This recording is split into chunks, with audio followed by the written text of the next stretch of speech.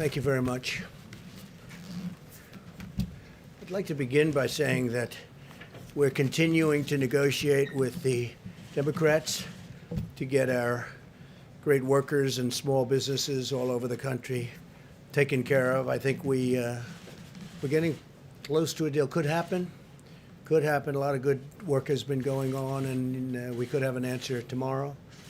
And we're going to see what exactly does take place. We're also looking at helping our hospitals and our rural hospitals who have been hurt very badly. The rural hospitals for a long time have not been treated properly. We're looking to help them and beyond. So we're looking at hospitals also as part of the package. And we'll see how that all comes out. But a lot of good things are happening, some very good negotiations. Just got off the phone with the Secretary of the Treasury, and we have some very good negotiations going on right now. And I think you could have a nice answer tomorrow, but we'll see. America continues to make steady progress in our war against the virus. As of today, we've tested 4.18 million Americans. That's a record anywhere in the world. The United States has now conducted more total tests than all of the following nations combined: France, the United Kingdom, South Korea, Japan, Singapore, India, Austria, Australia, Sweden, and Canada. And our testing is expanding very rapidly by millions and millions of people. So we've done more testing than all of these countries combined: France, United Kingdom, South Korea, Japan, Singapore, India, Austria, and Australia, Sweden, and Canada. That's something, right? We're doing a great job. This team is an incredible team, and that includes Army Corps of Engineers, a lot of our military people, our admirals, our generals. Got one of our great admirals here who's done an incredible job. You haven't slept too much in the last 2 months either. Look at him. But somebody said to me, "President, you look tired." I said, "I should be tired. We should all be tired, but we have to win, right?" Yes, sir. Tomorrow, the Vice President will lead a call with our nation's governors from FEMA headquarters, Mike, yes, sir, to review what more they can do and do together to develop locally tailored testing strategies. Working very hard with governors now on testing. We want to help them out. Before the call, we'll send them a full list of all of the large laboratory machines in the states. They have a lot of machinery in the states that some aren't that aware of, but they're there, and they're really high-quality machines, by the way. And the potential capacity of those machines, if they're fully utilized. A couple of them didn't know that they could be utilized in a different manner. They were only up to 10%, and they can go 90% more. Many governors are still relying on their state laboratories rather than the full and much larger capacity that is available to them. As an example, commercial laboratories such as Quest and LabCorp, these are massive laboratories that can handle a lot more than they're being sent. A few days ago it was at 30%. They're only at 30% capacity now. I don't know, they're probably the same, but they have a lot of capacity. In addition, academic laboratories, big research labs, there's tremendous capacity out there. And some of them want the fast, the instant Abbott machine, which just came about due to the research during this little short period of time, and it's very quick. But these labs can do it very quickly also, and they're massive. They can handle much more than the small machine can handle. We continue to procure millions of swabs, test collectors. I have something here, just happen to have it. It's a swab. Looks innocent, not very complicated. Anybody like to see what it looks like? Should I open it? Does everybody? Open it up. I will. This is what it's about, right? Does it remind you of something? It reminds you of this, right? One's a swab, one's a Q-tip. It's actually different. It's very sophisticated, actually, but it's a little bit like, so this is the swab. And we've ordered a lot of them. They have a lot of them. Some of the states, they were shipped to states, and the states don't know where they are. And but that's it. Why don't we give this to Karen? Perhaps she'll take an extra test. Right? But this is a big deal, and we're working on it, and we're working with the companies, and I think in the end we're going to have a tremendous success. Nobody is close to us. No country is close to us. In fact, and I appreciate it very much, the Wall Street Journal wrote a fantastic piece, a highly respected gentleman, Christopher DeMuth, and this piece was just in the Wall Street Journal, weekend edition, and Trump rewrites the book on emergencies. That's what's happened, too. And we just read one paragraph. He's given pride of place to federalism and private enterprise, lauding the patriotism and proficiency of our fantastic governors and mayors, meaning I do call them fantastic when it's appropriate, and our incredible business leaders and genius companies. I guess I probably use those terms too, when they're doing a good job. When they're not doing a good job, I don't use those terms. Our heroic doctors and nurses and orderlies and our tremendous truckers, they have all done good jobs. By shouting out many of them by name and documenting their deeds on a fully daily basis, he has vivified the American way in action. Once it was reluctantly aroused. It was hard to get it aroused, and it is hard to get it aroused, but we got it aroused. When asked why he has not issued orders for nationwide home and business lockdowns, he has emphasized that the intensity of the epidemic varies widely and is best met by calibrated state and local judgments. That's the judgments of governors and local people. And added pointedly that such steps would conflict with the Constitution. But very importantly, he's just a very respected gentleman. To see this was a very nice feeling. Not for me necessarily, but for all of the people that have worked with us. I mean, they've worked so hard, and we've developed tests that are so fantastic. We've come up with things that nobody had ever heard of, and we did it during this pandemic. We did it under pressure. It's called reaction under pressure. It's pretty amazing what our people have done, and that includes all of our military people and our CDC, just about everybody you can imagine, including Tony and Deborah. And they've worked long hours. There's nobody that's getting a lot of sleep. We're close to finalizing. I want to thank the writer, Christopher, of this article, and it's a great article. That was, frankly, the least of it, what I read. It was a great article. We appreciate it. We're close to finalizing a second partnership through which a U.S. manufacturer would convert its existing plant to produce over 10 million additional swabs per month. And we should be ready to announce this in a very short period of time. We also are going to be using, and we're preparing to use, the Defense Production Act to increase swab production in one U.S. facility by over 20 million additional swabs per month. We've had a little difficulty with one, so we're going to call in, as we have in the past, as you know, we're calling in the Defense Production Act, and we'll be getting swabs very easily. Swabs are easy. Ventilators are hard. Ventilators are a big deal, and we are now the king of ventilators. We have so many ventilators. You know, I said nobody that needed a ventilator has been turned down. It's pretty amazing. Nobody. We're working with the world-class team at Oak Ridge National Laboratory to use its injection molding capacity to potentially produce over 10 million collection tubes per week. That's tremendous numbers. In the meantime, the supply chain and logistics task force continues to surge testing and needed supplies all throughout America. Mike's team and the task force, they just met. They've been meeting virtually every day. And it's a great team, right? It's a great team. They've been doing a great job, Mike. You've been doing a great job.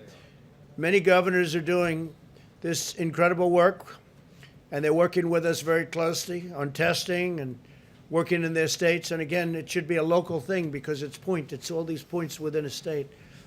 But we're helping them a lot. and we want to help them a lot. We're going to help them more than a lot, actually, if you think about it, with what we've done. Think of it, we've done more than all those countries combined. We're encouraging them to share their successful strategies with other governors. Some of the governors are doing a better job than others. The robust capacity that we've brought online will empower governors to deploy sophisticated strategies so they can safely reopen their states. Some people believe in testing very strongly, and other people believe in it less strongly, but still it's a very good thing to have. I think we can say that. Some people believe in it like they can't exist without testing, and other people don't believe in it nearly as much.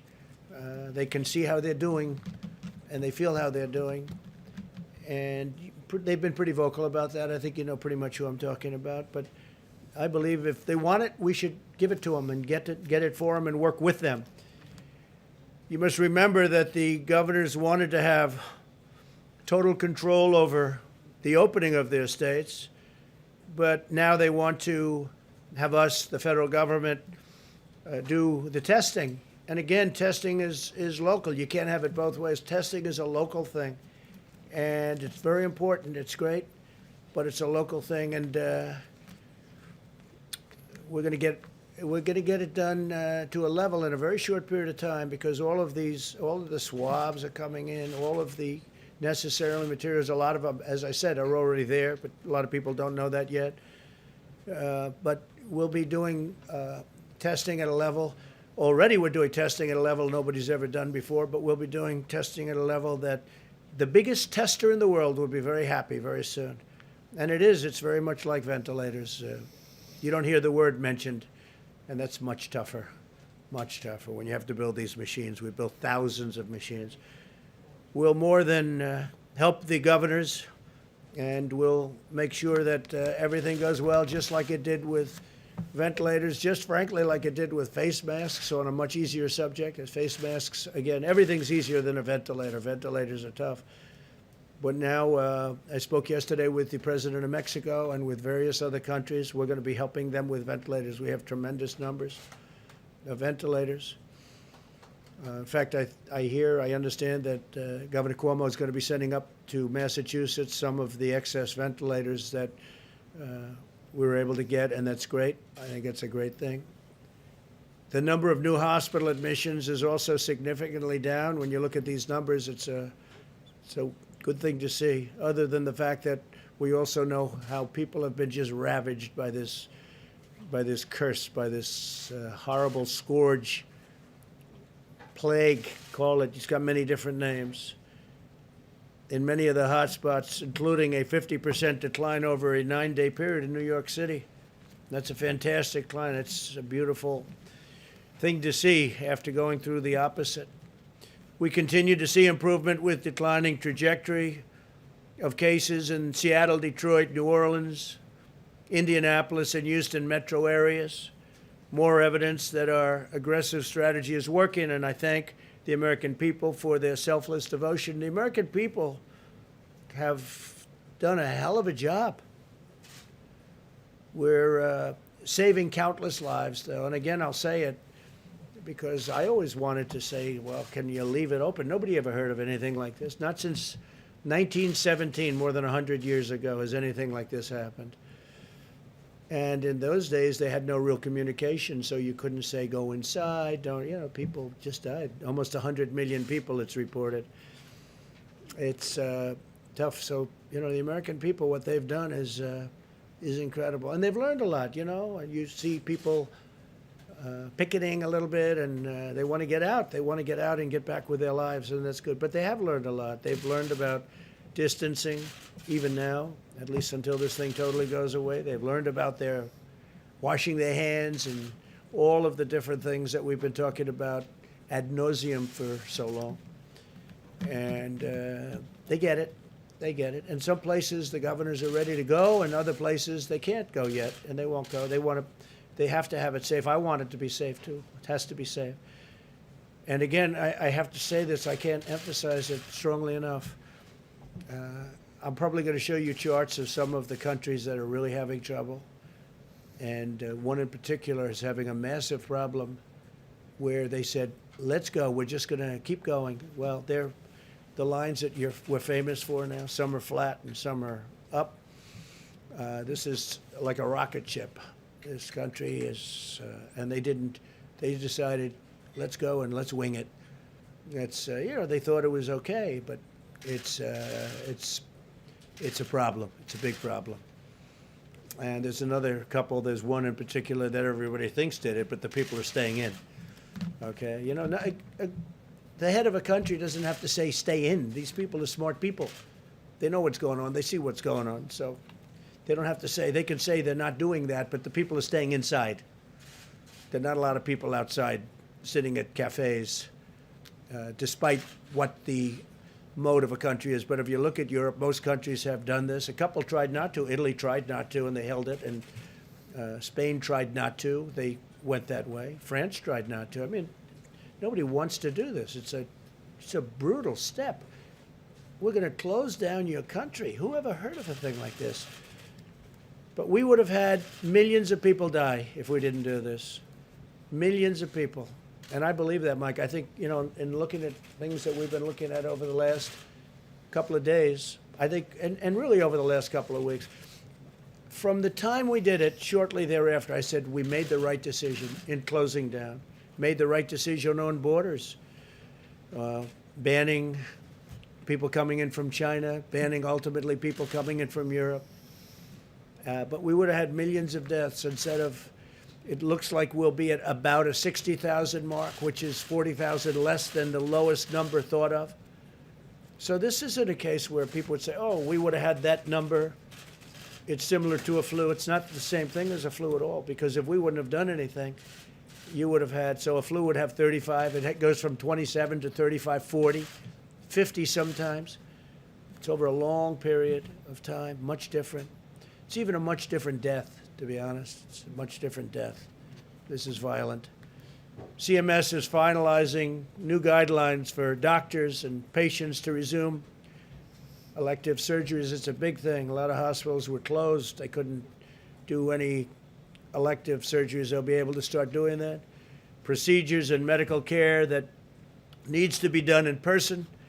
As long as the rate of infections remains low in a community, we want patients to be able to go to their doctors, get clinically tested, and have work done, surgeries, receive treatment for chronic conditions, and resume preventative care. So we'll be allowing that to happen very soon.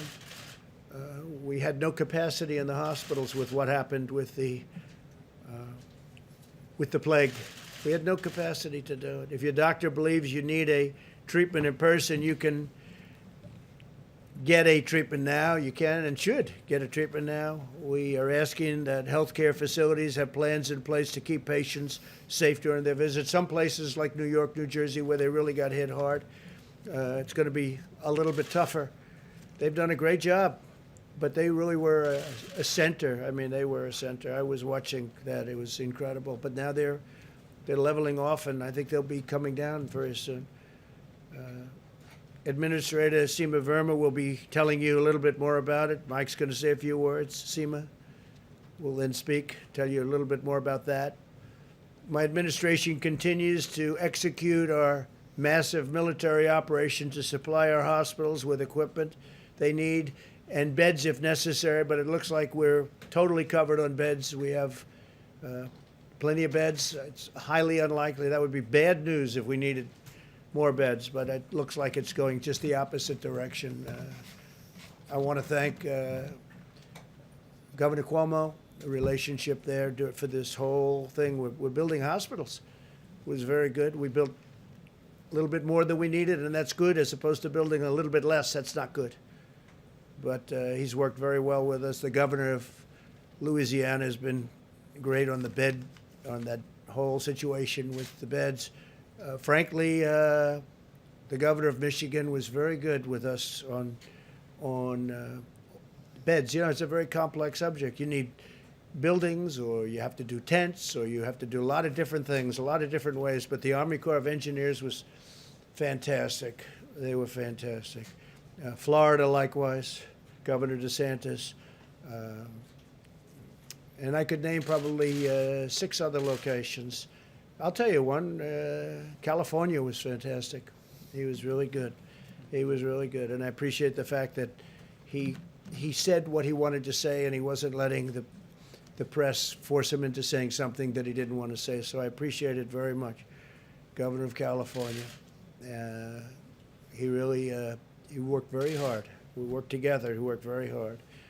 The federal government is currently procuring more than 100,000 ventilators through new production or purchases, with thousands already delivered. We've delivered thousands of brand new ventilators all throughout the country. New York would be, I guess, the biggest user.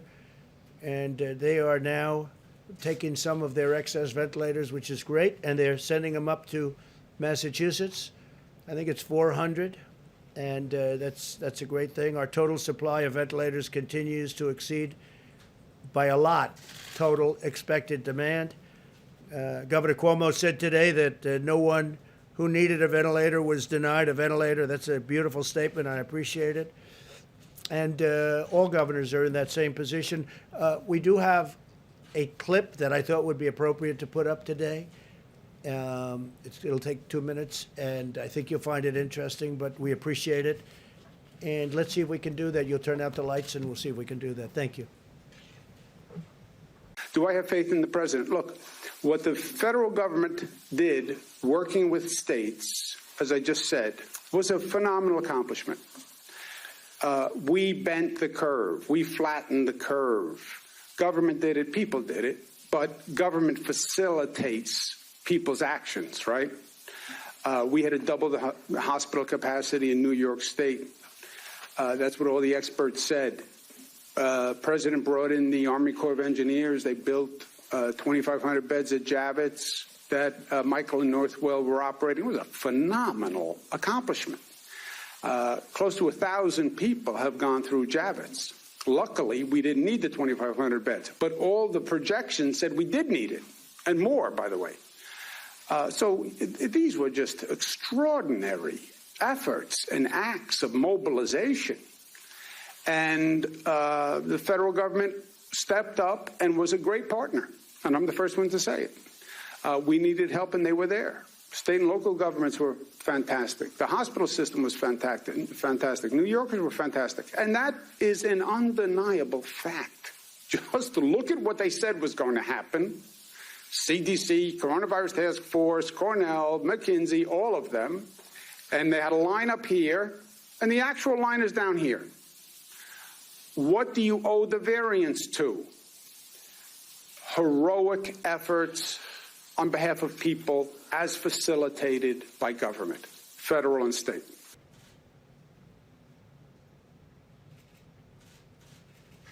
We actually had something else. Are they finished with that?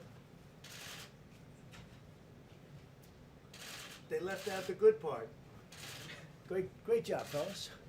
What was the good part? They did a better job on ventilators. No. Andrew had something else to say that was really nice, but we won't go through that. But he really, I mean, it was really a good statement. Do you want to put the rest of it up, or do you not have it? I just think it's so good because it's bipartisan. You know, this is not about Democrats, Republicans. This is about a thing that hit our country, the likes of which has never happened to us before. Wars, those wars, Civil War, sure, but the First World War, the Second World War, they're not fought on this country. This is being fought in this country, but it's being fought in 184 countries all over the world.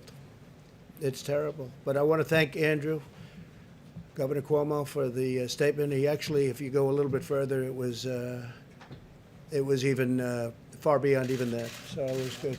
You remember? Huh? Well, that's okay. Whatever. But he said some really good things, and that's it. It makes people feel good. It's actually the Wall Street Journal. Christopher was saying, I want to make people feel good too. I want to make, when they're doing a good job, I want to make people feel good. I want the Admiral to feel good. He's worked so hard. Mike has worked so hard, and it was very nice. It was on this morning. It was Andrew this morning. It's a little longer clip than that, But you'll see, it was really a very nice thing that he said, and people really appreciate that because they've done a great job. The federal government's done a great job. I mean, with all of it. And this is easy. The swabs that's easy. We have them coming by the tens of millions. We have them coming at a level that you'll have so many swabs you won't know what to do with them. That's easy. So they'll all be there. A lot of them are there already. They're learning about their testing capacity that they didn't know about that we have in the various labs, including academic. They have to remember, you have a lot of these big colleges that have labs that are totally ready to help. But I want to thank the Dynamic Ventilator Reserve because what they've done is incredible. It's a capital DVR, by the way, an innovative public-private partnership. That's what we created. We're gaining access to up to 65,000 additional ventilators in hospitals across the nation that can be redeployed very quickly to areas with the greatest need when they're not in use. And we right now have almost 10,000 in our reserve. We've been able to give away thousands, like we helped Andrew, or we helped Phil in New Jersey. He's doing a great job. Andrew would tell you that, too. They have a very good relationship working together and working with us. But we have, now we're back up to almost 10,000, and this is after giving away tens of thousands of ventilators. And we're going to fill up the reserves of states. We're going to work with them so in case this happens again. But we're also going to help other countries. I was telling you, the president of Mexico, we're going to be sending a pretty large quantity to Mexico. They very much need them, and to other countries where they need them. I've had about 6 calls with leaders of other countries, and they need them. They're hard to get done.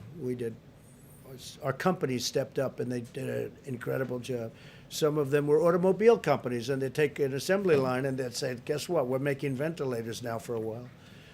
But because of the historic steps that we've taken, I remain confident that every American who needs any of this equipment, any of the things we're talking about, will either have it now, already has it, or will shortly have it. Through the Project Airbridge, we've completed 64 flights carrying over 600 million pieces of personal protective equipment, such as gloves, gowns, and other medical gear, with 50 more flights scheduled in the very near future. The team doing that is an incredible team of military people and young geniuses. Some are older geniuses, but mostly younger geniuses, I think I can say. Some are people that made vast amounts of money in Silicon Valley. And, these are very smart people. The job they've done is incredible. And I said, where do you come from? Well, I sold my company, sir. Oh, really? How much did you get? I think he said $700 million. I said, that's good. You want to work for the government? No, I want to help our country, sir. And it's tremendous brain power. It's a beautiful thing to see. Young, incredible people that love this country, and they worked with the military. Admiral, you would say they were pretty smart, right? Yes, sir. They were in the upper scales of IQ. Yes, sir. They were the upper. They were the top scale, I'll tell you. And they're great people. But FEMA is working to commit another $384 million to produce another 64 million gowns for healthcare. These are the highest quality, where they're very safe. When you put them on, they're safe. Very important. The quality of the gown is very important. It's people in different places, different countries, they're wearing gowns with cuts in them, and these are very safe. I want to thank America's textile manufacturers for their partnership in this remarkable undertaking. 2 U.S. companies, Hanes and Standard Textile, are on track to produce 5 million gowns by the end of the month. And that's really moving. That's really moving. 2 great companies, those companies. Another great American company, Honeywell, recently began manufacturing N95 masks in Rhode Island, where they converted a factory in less than 5 weeks instead of the 9 months it was normally expected to take. So they've already done it, and they did it so rapidly. 5 weeks instead of 9 months. It's amazing, the spirit of this country. It's really about the spirit of the country. We said, do it fast. But they did it in, and this was a major conversion, too. This was a different world. Honeywell is hiring more than 1,000 American workers to produce 20 million masks per month. 20 million masks a month.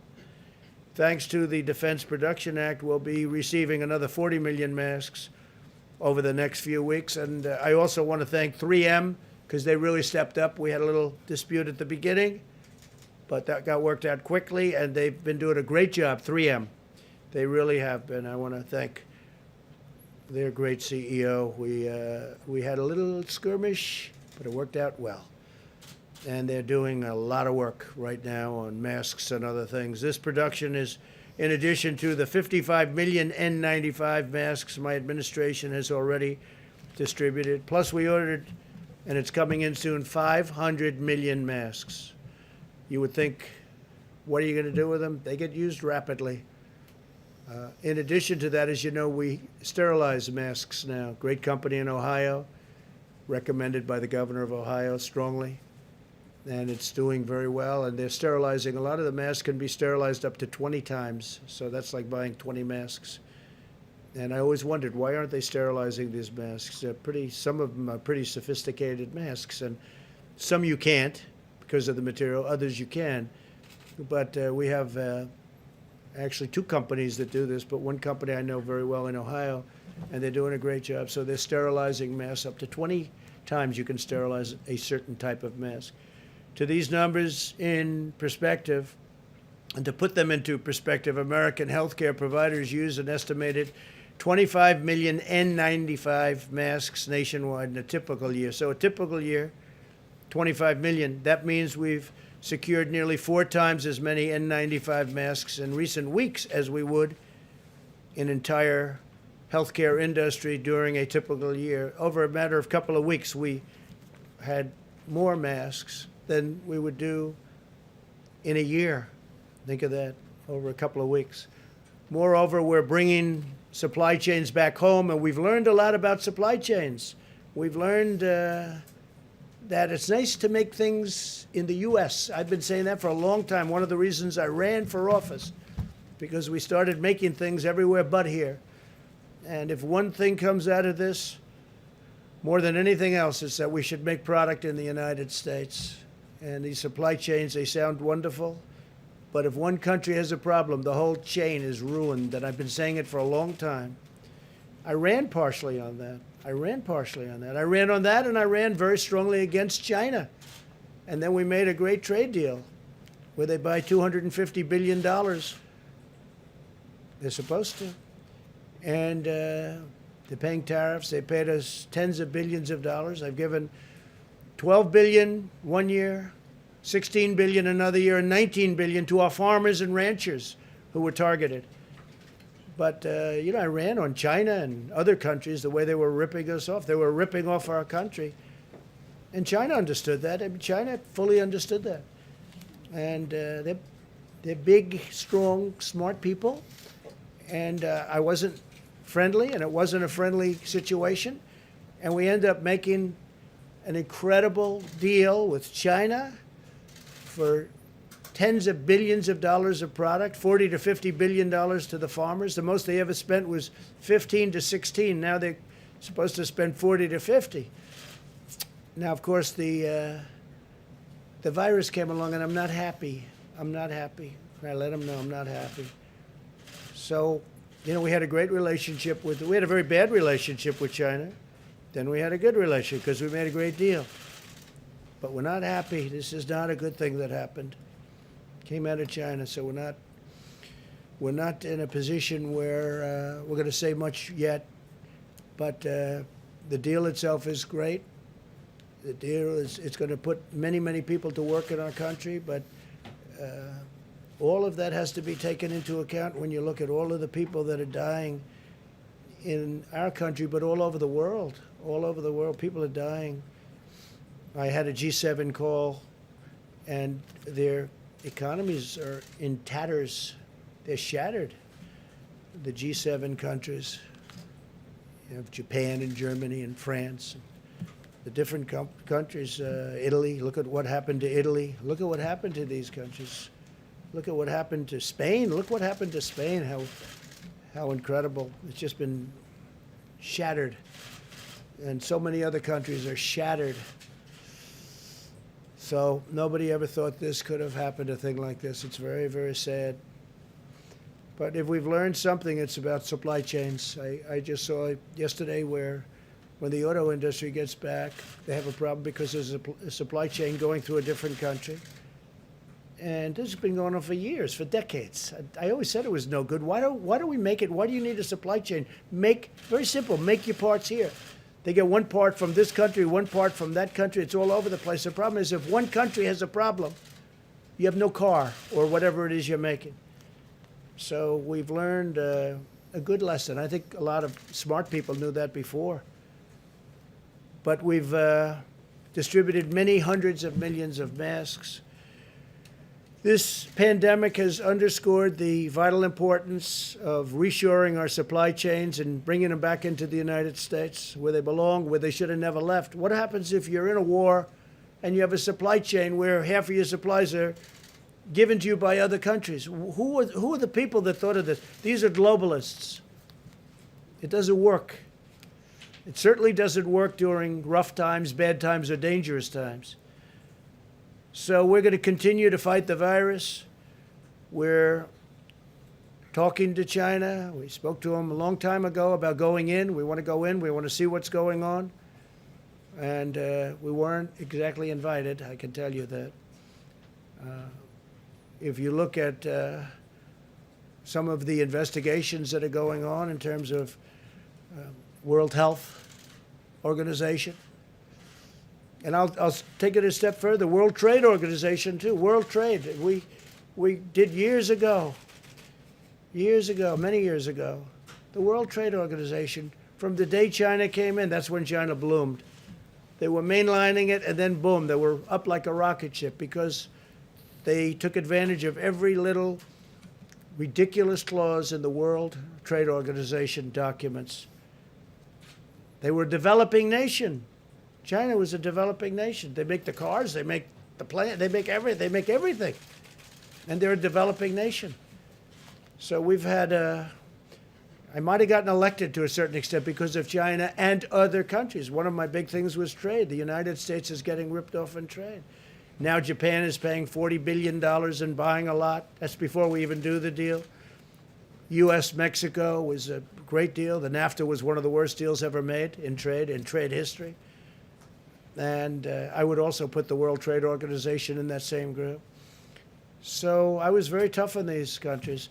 With China, we made the deal, and we became friendly. But then this happened, and this is tantamount. This is something that's really incredible. I do want to read something that I just saw today on television. I was looking, and I just said, that's an interesting statement. We talk about the Democrats, and it was a statement made by Bret Baier, good guy, smart. On February 19th, there was a Democratic debate in Las Vegas. That was February 19th. That's way after I closed entrance from China into our country. So Bret goes, on February 19th, there was a Democratic debate in Las Vegas. 3 words weren't said during the debate: virus, coronavirus, or COVID-19. Those 3 words never came up. That was, I just thought it was a very interesting, because, you know, you hear these people, some of the people, the Democrats said, oh, this, that. It never even was a part of their dialogue. Now they bring it up because you see what happened, so now, but they didn't bring it up. But I brought it up. I brought it up a long time before I made the trade deal, and I was not easy to deal with. They understand that. We still have 25% on $250 billion that they have to pay us. And it's a lot of money. We've taken in a lot of money, and we've had a lot of beneficiaries, including our farmers and ranchers. So in addition, we've launched an unprecedented effort to develop new treatments and therapies to battle the plague.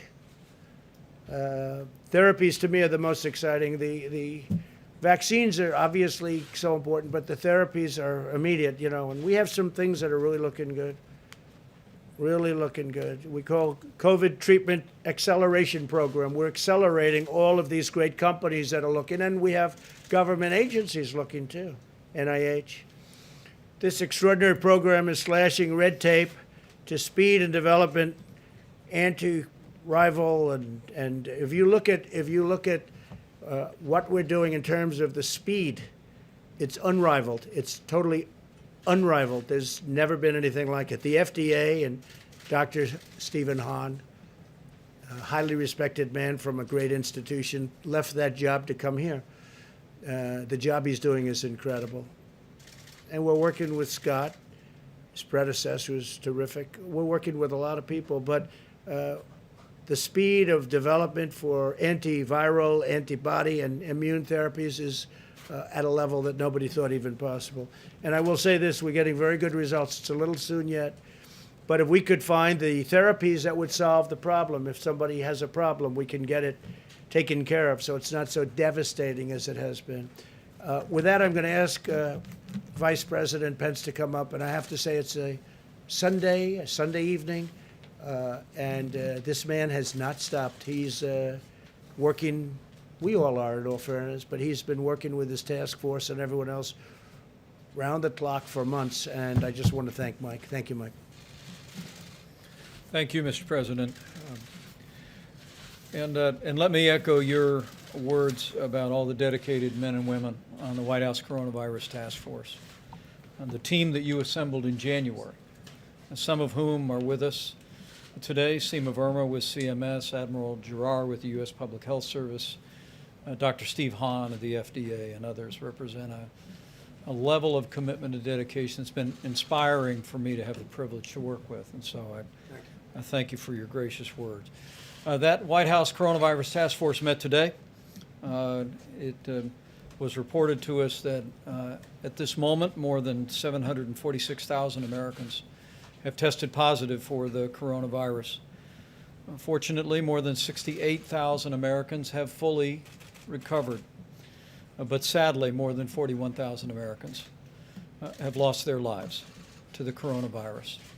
And we always want to express our deepest sympathies to the families in their loss, as well as to all the families who have loved ones that are struggling with this disease. Today, we've seen encouraging news, again, about our progress as a nation. President Trump reflected on those momentarily, but the Coronavirus White House Task Force today learned that our large metro areas continue to stabilize and even see progress. The New York metro area, including New Jersey, New York, Long Island, Connecticut, and Rhode Island, all appear to be past their peak. The Detroit metro area also appears to be past its peak and is stable. New Orleans metro area actually is the most stable of all areas where we had a major metropolitan outbreak. And the Denver metro area is stable. We're dealing in Colorado with a meatpacking plant issue. And of course, California and Washington remain low and steady. Areas that we continue to watch carefully on the task force include the Chicago metro area, Boston metro, and the Philadelphia metropolitan area. The progress that we are making is a tribute to the American people. It's a tribute to state and local leaders in all of these areas and the partnership that our president has forged.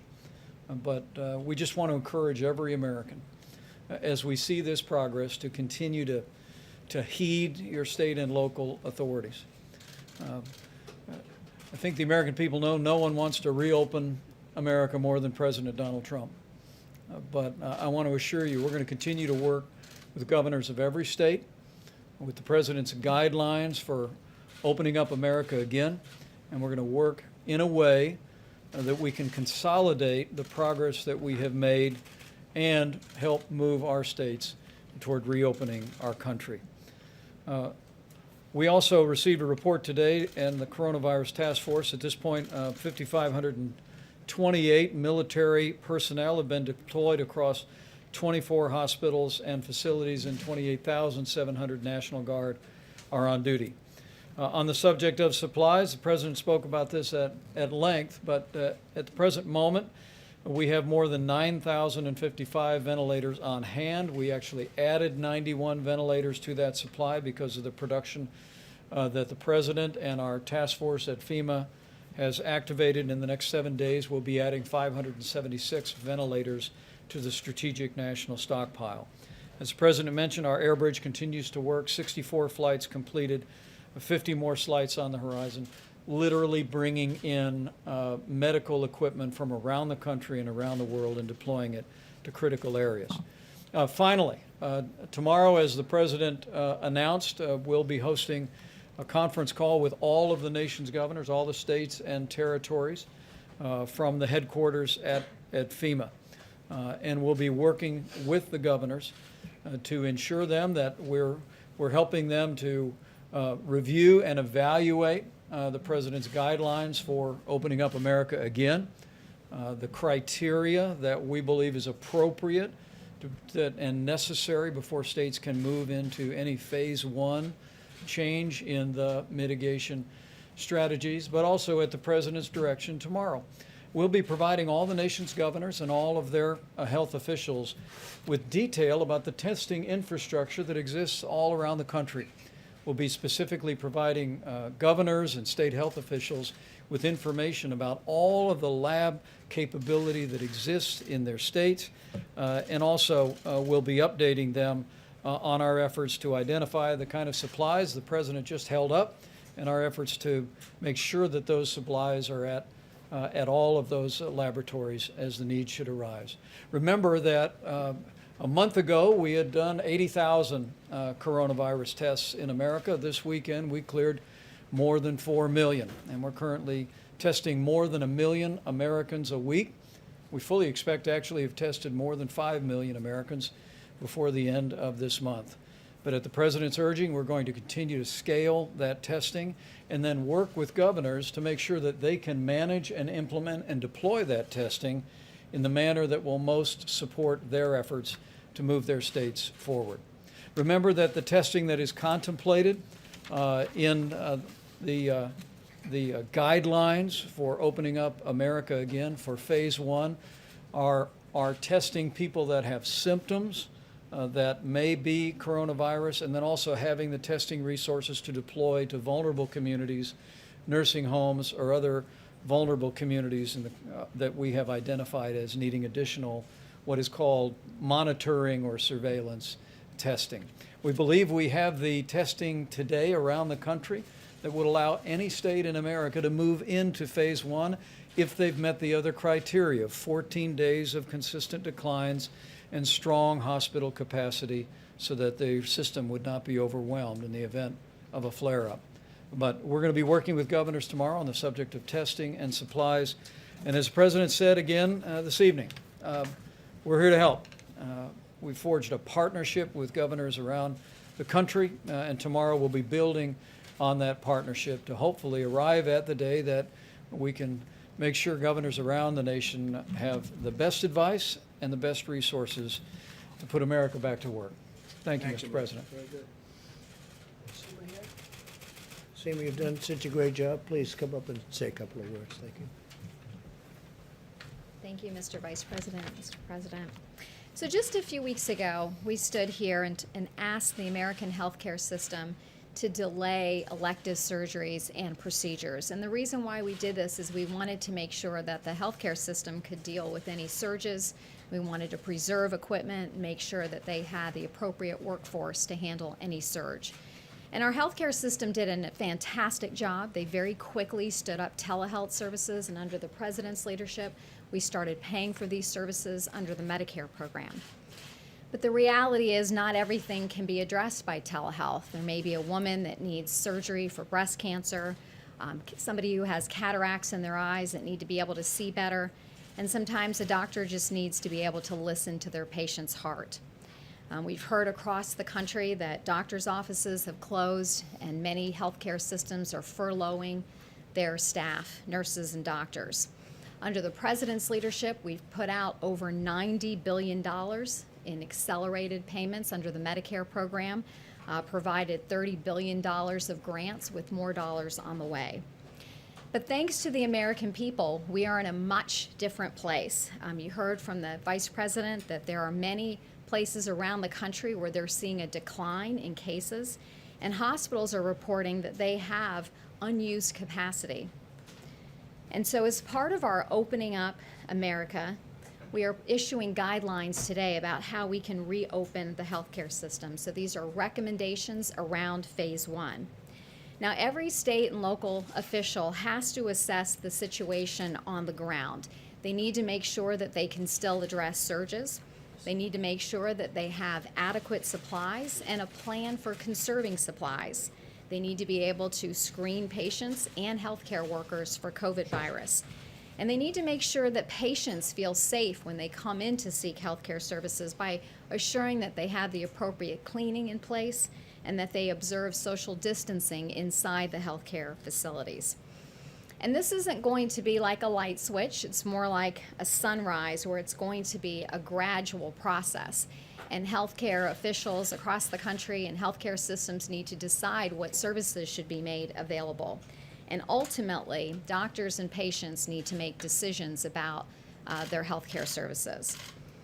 And we want to make sure that systems are reopening so that they can stay open and doing that in a very measured way.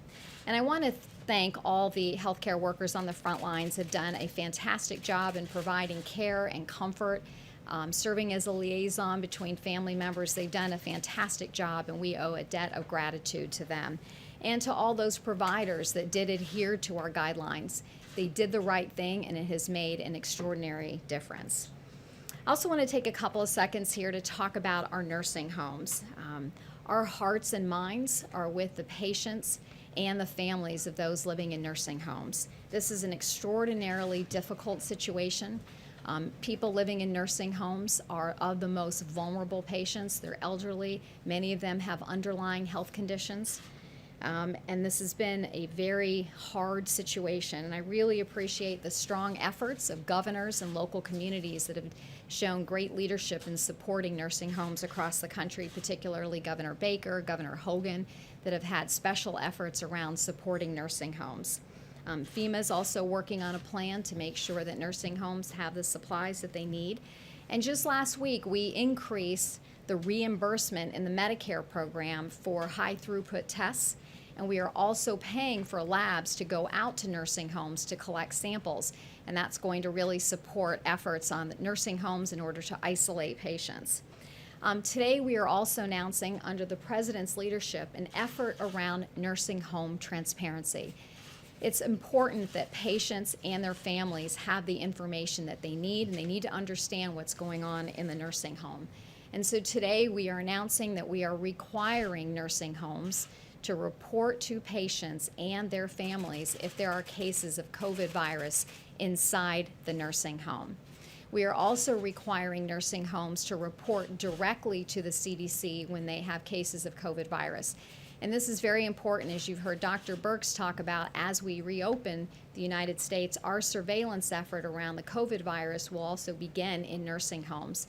And so by having this reporting system, this will support CDC's efforts to have surveillance around the country and to support efforts around contact tracing so that we can mitigate the spread of the virus in those communities that show spread starting in the nursing homes.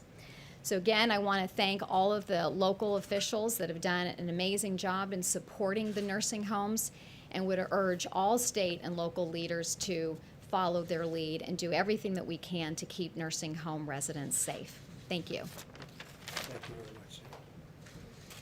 very much. And Dr. Hahn is here. If you need, he'll tell you maybe a little bit later if you want this, but I can tell you that very simply, the level at which they're approving things, tests, and being on top of the people that are doing the testing for therapies and for vaccines they've never seen anything like this. So I want to thank you very much, and stick around. Maybe they'll have some questions. Okay?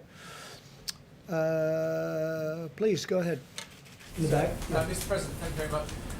If there were groups of people planning to protest tomorrow against the government shutdown, what would be your advice?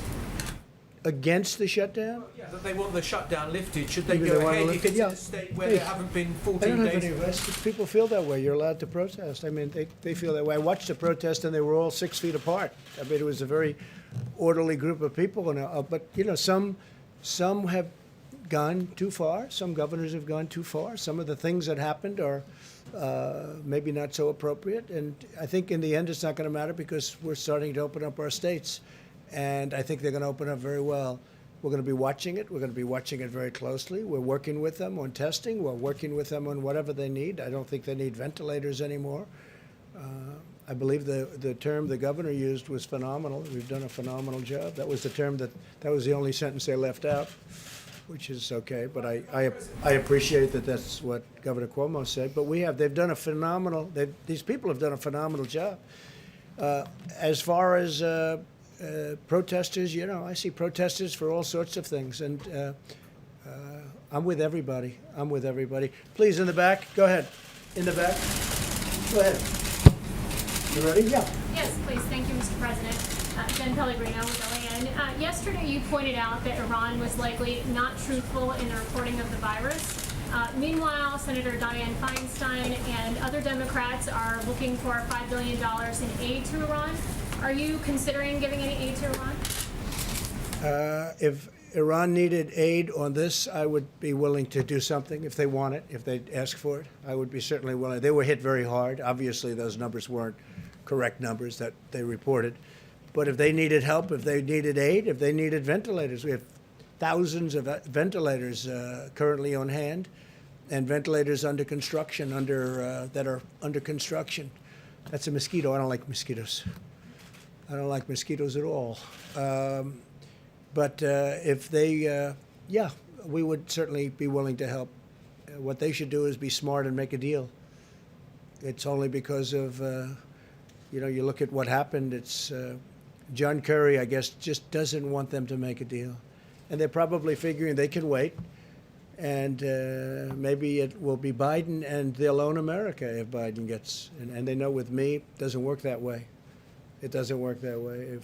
If Joe Biden got in, they'd own America. Between them, China, Japan, Mexico, Canada, they'd own America. You wouldn't have a country left if he got in. Go ahead, please. Mr. President, the first question, you mentioned that you've seen some governors, I think you said this yesterday too, that some governors you think have gone too far.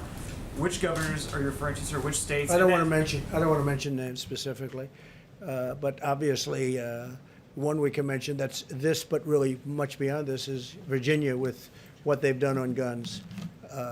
He is playing with your Second Amendment. We can't allow that to happen, and that is indirectly related to this, because you know what's happened with guns. People are buying guns at a level that you haven't seen before because of this surge of plague.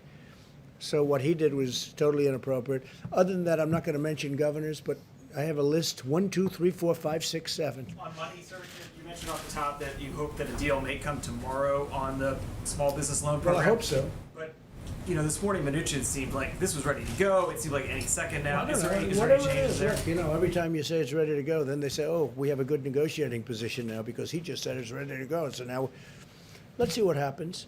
But we want to take care of our workers. We want to take care of our small businesses. They're really the engine of this country. We have to when we open, we want to have those small businesses ready to go. We don't want those businesses abandoned because they couldn't afford their employees. They couldn't take care, and I want to take care of those employees. Well, what's the holdup now, sir? Just in terms I of can't tell you that. I can just tell you that we're negotiating with the Democrats, and they negotiate for things that we can't do, that we don't think are in the best interests of the people of this country. We are very close to a deal. I can't tell you whether or not we're going to get the deal or not. Who would say that? You want me to say we're going to have a deal before we have a deal? We have a good chance of getting a deal. A lot of good discussions were had today. We have a good chance of getting the deal. We want the deal. We want to take care of our workers. We want to take care of our small companies. Mr. President, please. Go ahead, please. Thank you, Mr. President. I have a question for you and also for Dr. Hahn, if I may, after I get to your question. Sure.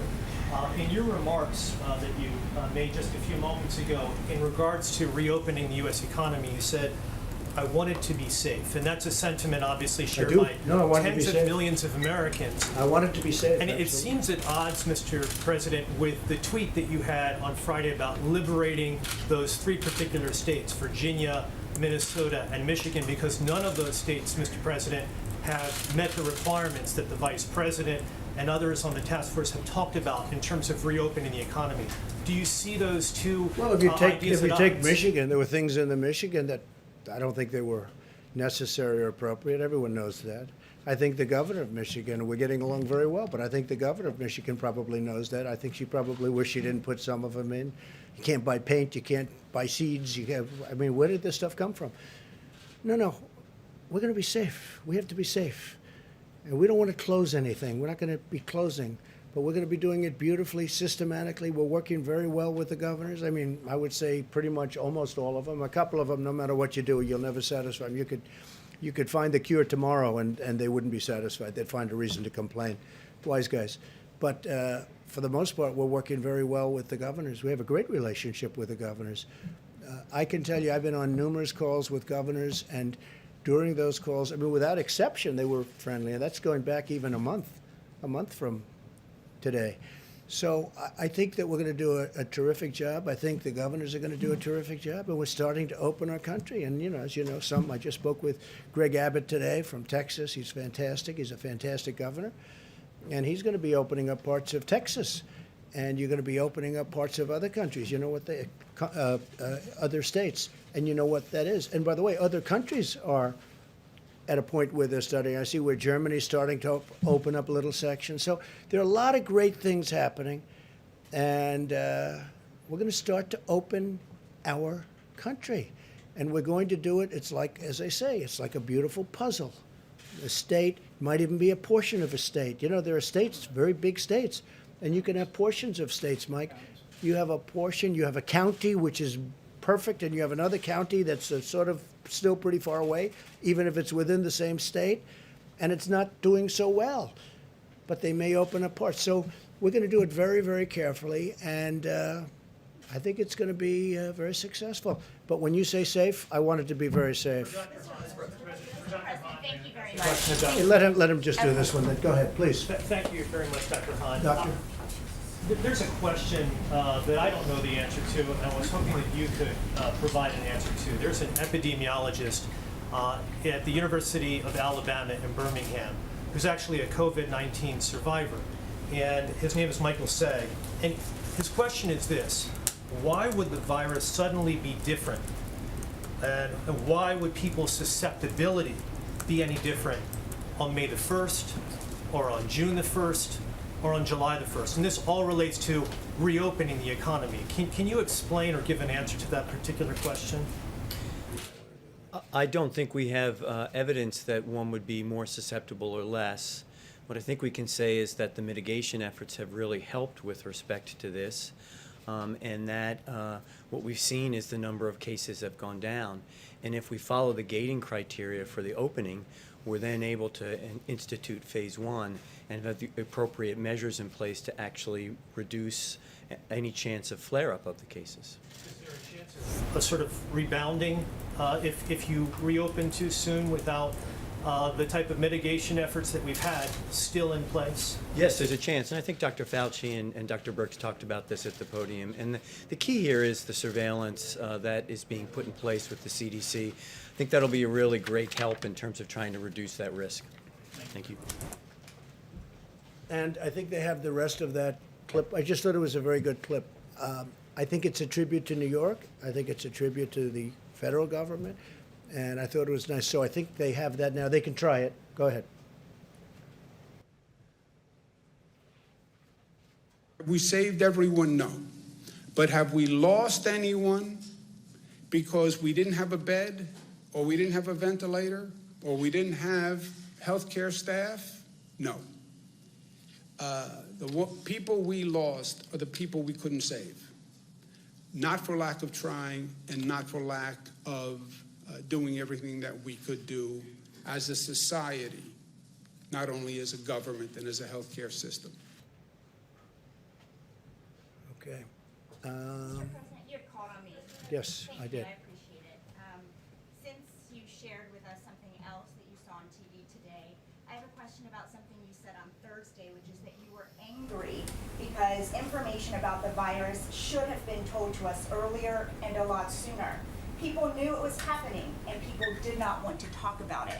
Many Americans are saying the exact same thing about you, that you should have warned them the virus was spreading like wildfire through the month of February instead of holding rallies with thousands of people.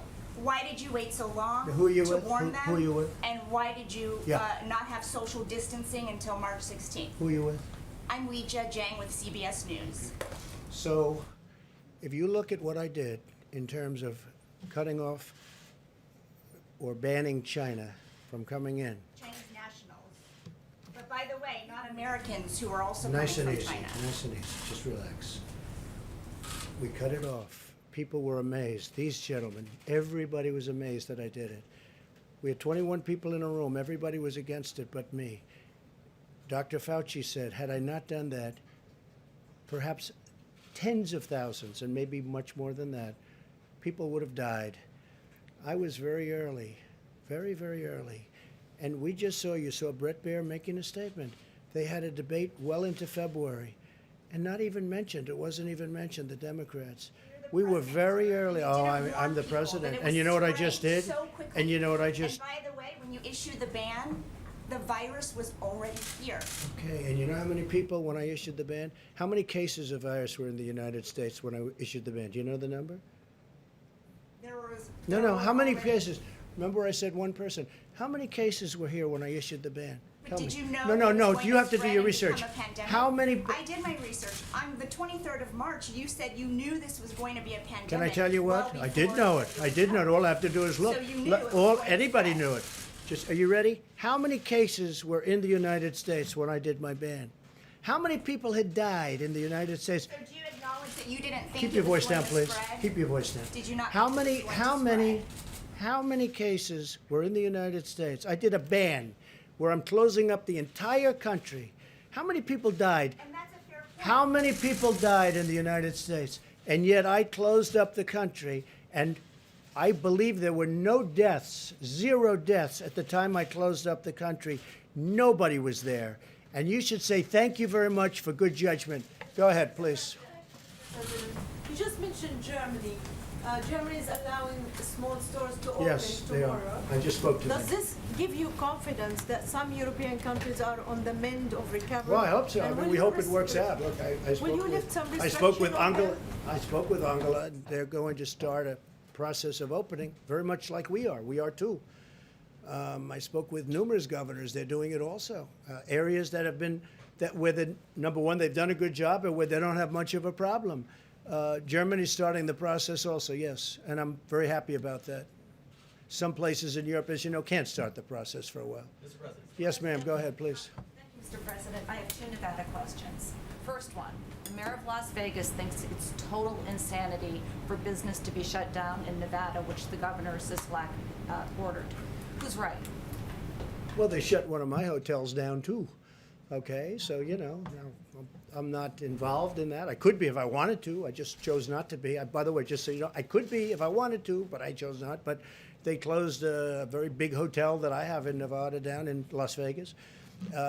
It's a very severe step he took. I'm okay with it. I'm okay with it. But you know, you could call that one either way. I know the mayor's very upset with it. Some owners are very upset with it. Some of the developers out there are very upset.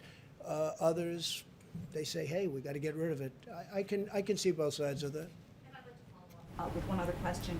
I asked you recently about an SBA rule that said that paycheck protection money could not go to small casinos. You said you'd look into it, and clearly something happened. They are looking into it right now because they do have, you know, they have small casinos that don't have too many people, and they are looking, and they're going to make a ruling, I understand, next week. They already did make a ruling, and they changed it from small casinos that make more than 1/3 of their income couldn't qualify to half. I know, but they're looking at that. They're continuing to look at that. It's a big topic because a lot of people are involved. Let's give it a shot. You know, Governor Cuomo, as you played in that clip, has indeed praised a lot of what the federal government has done, but he... No, excuse me. He didn't say a lot.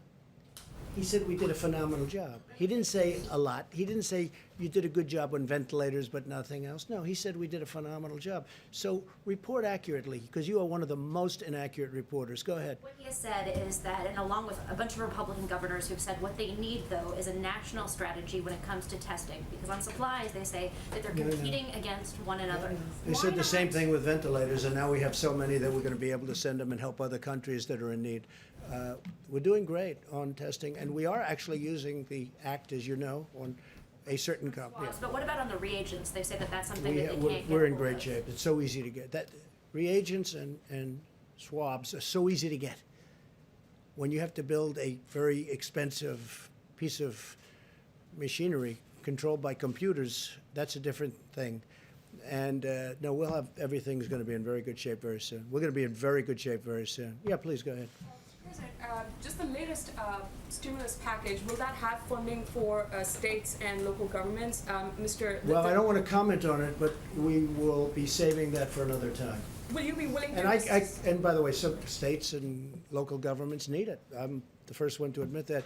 We're going to be saving that for another little bit of a later date. Will probably be our next negotiation. Okay. But they do. I'm in favor of it, I will say. And I told the Republicans today. I had I think a great talk with Republican senators today, and all of them, I think, just about all of them, and conference call. And we are going to be. That'll be a very big topic over the next couple of weeks. It's very important. And what is the administration doing to make sure that the hotel chains and hedge funds? Well, that's do not another one. access, Yeah, no, that's funds? another one. You have hotels that are big, massive buildings that are under-levered, but if you have no income at all coming out, no income at all, these hotels they go from under-levered to they have to be closed down. It's a terrible thing. I don't know that they're working on that specific problem, but it's a problem they should be talking about. I mean, you have people that own a hotel where they go from having a very successful hotel with, many employees, thousands of people, to all of a sudden closing it down. I read where my wonderful place in Florida, in Miami, Doral, they had to let a lot of the employees go because it's essentially closed. You can't use it. You can't have the restaurants. You can't have it. So you have to close it down. That's an example. Many hotels are closing down throughout the country, and hopefully they're going to be able to open up relatively quickly. But the funds were specifically for small businesses. Yeah. Would the administration? Well, it depends make sure how the that that's- hotel is considered. Is it owned by a big chain? But even if it's owned by a big chain, that's devastating. If they have 200 hotels in the country and they're closed, and it's not only in the country. Remember this. This is all over the world. If they could have 2,000 hotels that are in other countries. They're also closed. We're in better shape than most when you think about it. So I think we're going to be looking at it. I think it's a very big problem, and it's a lot of people employed. Yeah, here we go. Mr. President, more than 22 million Americans are currently unemployed as a result of this. Today we hit the grim milestone of more than 40,000 Americans now having died from the coronavirus. Can you explain then why you come out here and you are reading clips and showing clips of praise for you and for your administration? Is this really the time for self-congratulations? Well, I will tell you this. What I'm doing is I'm standing up for the men and women that have done such an incredible job. Not for me, for the men and women, admirals, vice president, if I might, but all of the men and women, thousands, tens of thousands of them that built hospitals in New York and New Jersey and all over this country in record time. They'd throw up 1,000 beds in 4 days. I'm sticking up for those people. Those people have been incredible. I'm also sticking up for doctors and nurses and military doctors and nurses. The clips that you played and what you read earlier was praising you and your administration. All I played today was Governor Cuomo to do that, sir. saying very positive things about the job the federal government has done. On this And day, those more than people 40,000 and Americans have now died. those people have been just absolutely excoriated by some of the fake news, like you. You're CNN, you're fake news. And let me just tell you, they were excoriated by people like you that don't know any better because you don't have the brains you were born with. You should be praising the people that have done a good job, not doing what you do. Even that question. So just so you understand, if we didn't do a The question is job... why now? Not why are you doing it, I'll tell but you why now. Are you ready? Because these people are right now in hospitals. It's dangerous. It's going to a battlefield. And I want these people, I want you. I want you in the... It's all about that. It's not about me. No, nothing's about me. Look, you're never going to treat me fairly, many of you. And I understand that. I don't even know. I got here with the worst, most unfair press treatment, they say, in the history of the United States for a president. They did say Abraham Lincoln had very bad treatment too. Wall Street Journal Let me just tell headline you. just read has your name in it. It talks about Trump remaking the playbook. Well, that's a positive thing because that's an exercise in how to do it and what to do. And that's good for the future. People can learn from that. But I want the men and women of this country that are in danger, the admirals and the generals that have done a job like they've never done before. They're in war. We're in war. You know, I call it the invisible enemy. That's the war. And it's a dangerous war. We're also at a level, when you said 40,000 people, and you're right, almost 40,000 people. And what, oh, more than, okay, good, correct me. 41,000. Good, well, I'm really glad you corrected me, CNN. But here's the story, let me just tell you something. If we didn't do what we did, the 40,000 right now could be 1 million people, not 40,000, it could be 1 million. We're tracking at much less than the lowest possible estimate. And that's a great tribute to a number of people and a number of things. One of the things that it's a tribute to is what's taken place in this country with the American people. Because they've gone inside, they've done it. They've done a job that nobody thought was possible. And in fact, when they did the models, as they call them, nobody thought it was possible. They did models not based on this kind of success. I've seen New York streets, and I see it in the morning. I've watched all my life New York streets. And you can't even see the pavement. There's so many people. And you take a look this morning, you take a look, even on Friday morning, I looked at it, I saw it through a camera. There wasn't a person on Fifth Avenue, there wasn't a person on Madison Avenue. I've never seen anything like it because people have really listened to instructions and they've listened to what we've had to say. And the professionals, they've listened. And those people should really give them a lot of credit, including people like you, because you just don't have the sense to understand what's going on. All right. Yeah, please, go ahead. Thank you, Mr. President. Should publicly traded companies like Shake Shack and Quantum Corp and Ruth's Chris, should they have access to the PPP program? Well, it would depend. It would depend. A lot of those, I don't know much about any of those companies, but a lot of times they're owned by franchisees where they own one or two places, and you know they are small businesses. So a lot of that would depend on what the formula is. But again, many of those companies are, you know, they're out to franchisees. A franchisee could open up one of the places that you mentioned. And so, yeah, I would say that's important, actually. That's like a restaurant. Go ahead, please. You know, these you referred to these protests earlier. You know, some of them are getting pretty intense, and we're actually getting some death threats to some governors who are reluctant. You are in the media? No, the governors are getting death threats. You know, governors of Kentucky, Michigan, Virginia, they're getting increased levels of death threats. And are you concerned that you're talking about liberation and the Second Amendment and all this stuff? Are you inciting violence among the few people? I've seen the people. I've seen interviews of the people. These are great people. Look, they want to get, they call cabin fever. You've heard the term? They've got cabin fever. They want to get back. They want their life back. Their life was taken away from them. And, you know, they learned a lot during this period. They learned to do things differently than they have in the past. And, you know, they'll do it hopefully until the virus has passed. And when the virus passes, I hope we're going to be sitting next to each other in baseball games, football games, basketball games, ice hockey games. I hope we're going to be sitting next to each other. I hope you have golf. The Masters is going to have 100,000 people, not 25 people watching at the course. I mean, I am not. No, I'm not. I think these people are. I've never seen so many American flags. I mean, I'm seeing the same thing that you're seeing. I don't see it any differently. There too. They're who? Nazi flags. Well, that I totally would say no way. But I didn't see that. I see all, of course, I'm sure the news plays that up. I've seen American flags all over the place. I have never seen so many American flags at a rally as I have in these rallies. These people love our country. They want to get back to work. Please, go ahead. Have you thought any more about pardoning Paul Manafort or Roger Stone so they're not exposed to coronavirus in jail? Well, I just tell you this. Roger Stone was treated very unfairly. Paul Manafort, the Black Book, turned out to be a fraud. We learned that out during the various last number of weeks and months. They had a Black Book that came out of Ukraine, turned out to be a fraud. Turned out to be a fraud. They convicted a man, turned out to be a fraud. General Flynn was a highly respected person, and it turned out to be a scam on him. The FBI said he didn't lie. And Mueller's people wanted him to go to jail. Okay? So what am I going to do? You'll find out what I'm going to do. I'm not going to say what I'm going to do, but I will tell you the whole thing turned out to be a scam, and it turned out to be a disgrace to our country, and it was a takedown of a duly elected president, and these people suffered greatly. General Flynn, I mean, what they did to him, and even the FBI said, and they had some, and nobody bigger fan of the FBI than me at the level of the people that really matter. But the top of the FBI was scum. And what they did to General Flynn, and you know it, and everybody knows it, was a disgrace. He was in the service for over 30 years. He ends up being a general and respected. Respected. And almost his first day in office, they come in with papers. They want to investigate him. Never happened before. And now the tables are turned. Investigate the investigators, I guess.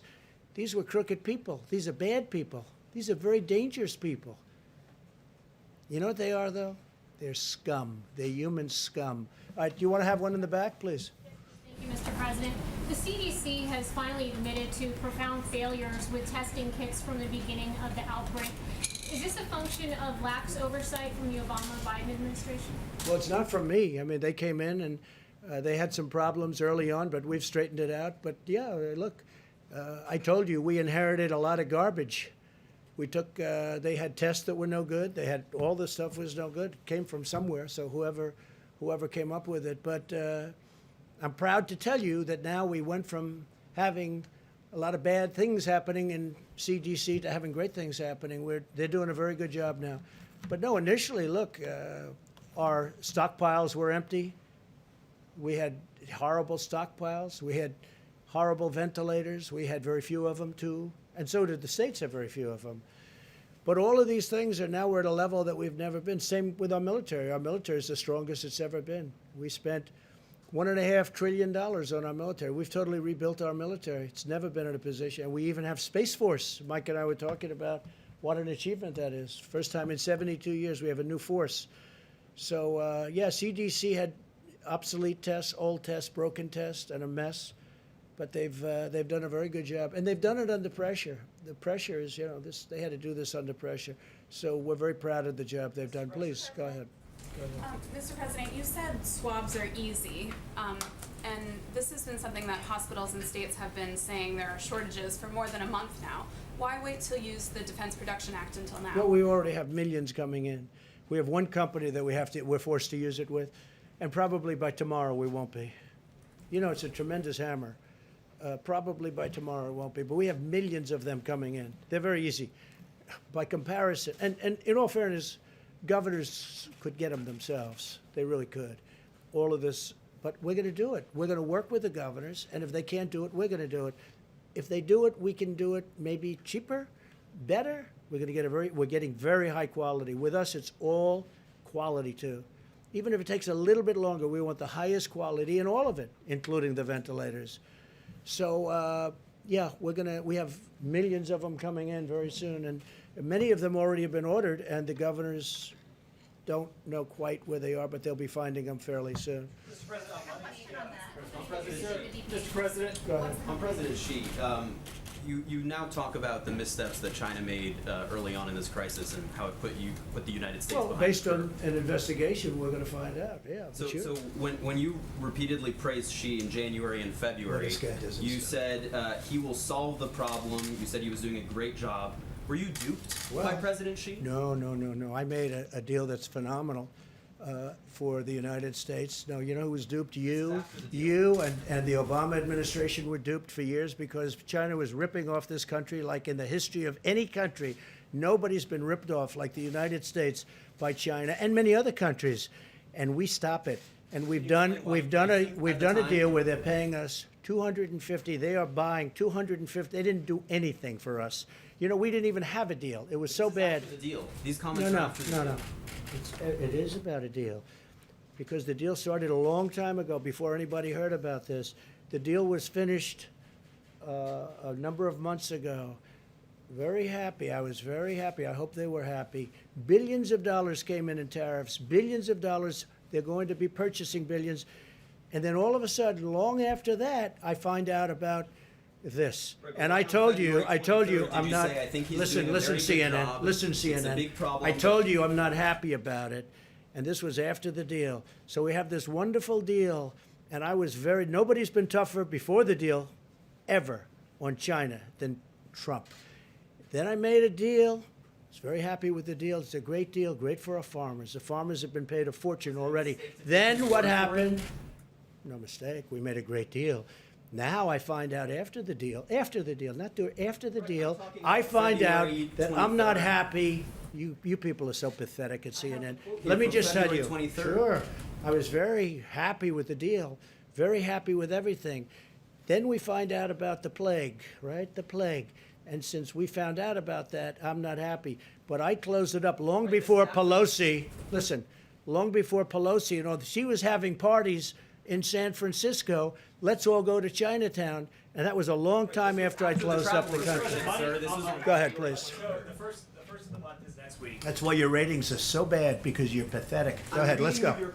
Your ratings are terrible. You got to get back to real news. Go ahead. The first of the month is next week. So for people that are worried about whether or not they're going to see a stimulus check again next month, will there be another stimulus Well, check? we're looking at it. We're talking about it. It's the delivery's been very good, as you know. People are getting them, and they're happy. It's how much saving money lives. would it be? We will let you know when it's appropriate, but we're not going to let our people suffer. And you've seen that. By the way, you've seen that better than anyone.